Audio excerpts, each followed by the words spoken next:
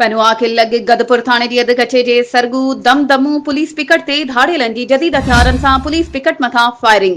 हिकु पुलिस एहलकार अरबेलो चाचड़ शहीद जॾहिं त हिकु पुलिस एहलकार रज़ा मोहम्मद मक्सी ज़ख़्मी।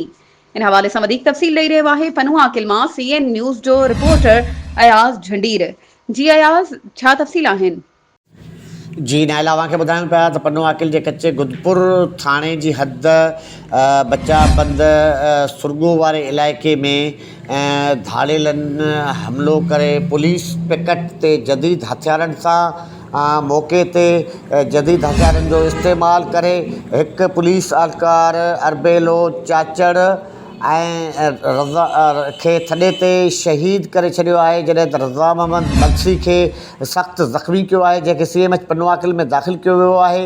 ऐं जॾहिं अरबेलो चाचड़ शहीद जो लाश पनुआकिल आंदो वियो त SSP सखर अमजद अली शेख ऐं ॿिया पुलिस अमलदार पनुआकिल अस्पताल पहुची विया ऐं उन्हनि अहिड़े वाक़े ते अफ़सोस जो इज़हार कंदे पनुआकिल समेत बैजी, सांगी, हिंगोरो, मुबारकपुर, ठिकराठो, दादलो पुलिस खे हुकुम ॾिनो आहे त फौरी तौर ते कच्चे में गुदपुर वारे इलाइक़े में धाड़ेलनि ख़िलाफ़ु ऑपरेशन करे उन्हनि खे चिथो वञे।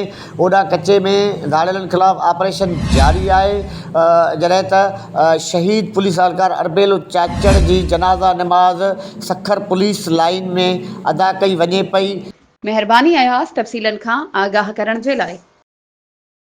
वधीक ख़बरुनि ऐं अपडेट्स जे लाइ असांजे चैनल खे सब्सक्राइब कयो ऐं हा, बेल आइकन खे प्रेस करणु न विसारिजो त जीअं असांजी हर नई अचण वारी वीडियो तव्हां ताईं पहुची